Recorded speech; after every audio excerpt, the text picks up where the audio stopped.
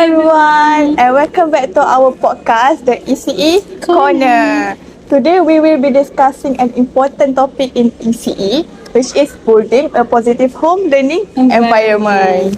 Right. When we think about learning, many people immediately think about school and teacher, right? Yes. But honestly, child the first learning environment actually is their home. So let's explore why the home environment so important for young children development.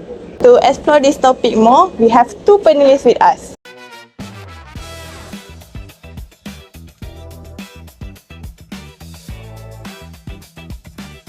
Welcome Miss Awin, a preschool teacher, and Mr. Iman, an early childhood educator.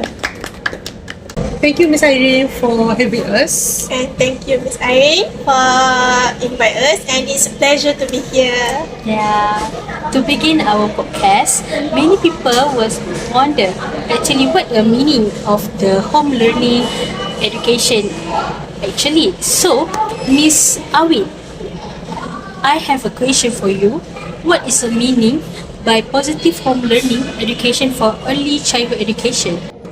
Okay, so a positive home learning is a safe, supportive, and stimulating environment where children are encouraged to learn through play, communication, daily experience, and interaction with family members.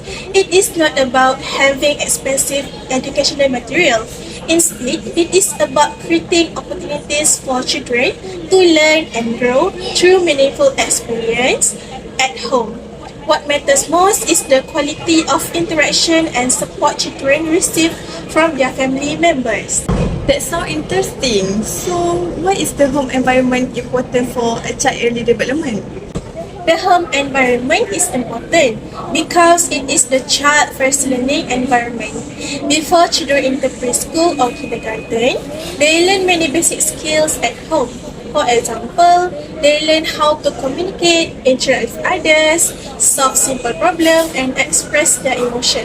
Positive experience at home help children develop confidence, social skills, language abilities, and readiness for school. Oh, now we know it's a very important. Mr. Iman, could you explain one theory that is closely related to this topic?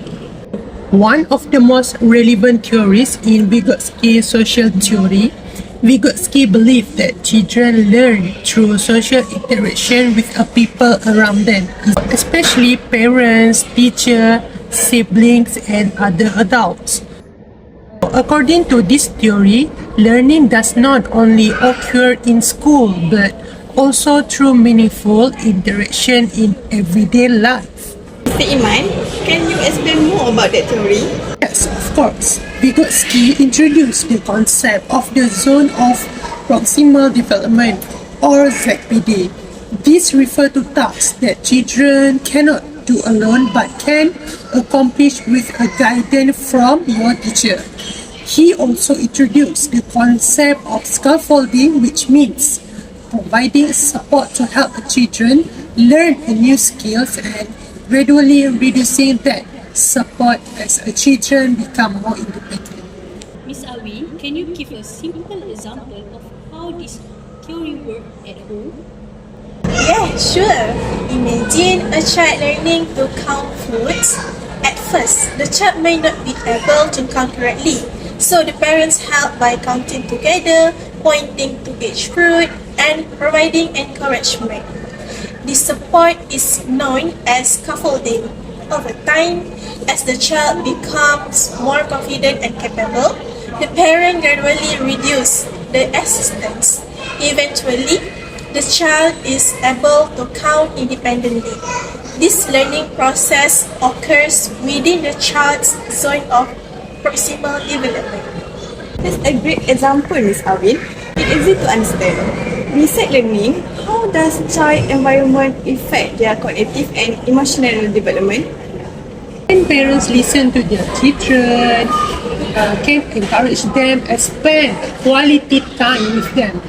And children often develop a better self-esteem and stronger relationship with others. Am I correct? and this experience contribute significantly to their overall development. Even we understand the importance of positive home learning environment, many parents face challenge in creating one. So, what are some kind of challenge? So one common challenge is limited time. Many parents work long hours and may struggle to spend enough time engaging with their children. Financial constraints can also be a challenge, and some parents may feel they lack the knowledge or resources to support learning at home. However, it is important to remember that a positive home learning environment does not depend on expensive resource.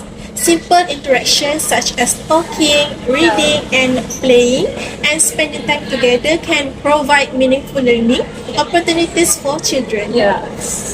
Before we conclude today's discussion, Miss Awin, could you share a simple learning activity that parents can do at home? Okay, so one simple activity is reading storybooks together. Parents can ask questions, discuss the story, and encourage children to share their ideas. This helps develop language and thinking skills. Thank you, Mr. Iman and Ms. Awin, for sharing your insight today. And thank you for our listeners for joining us. We hope today's discussion has helped you better understand the importance of positive home learning environment.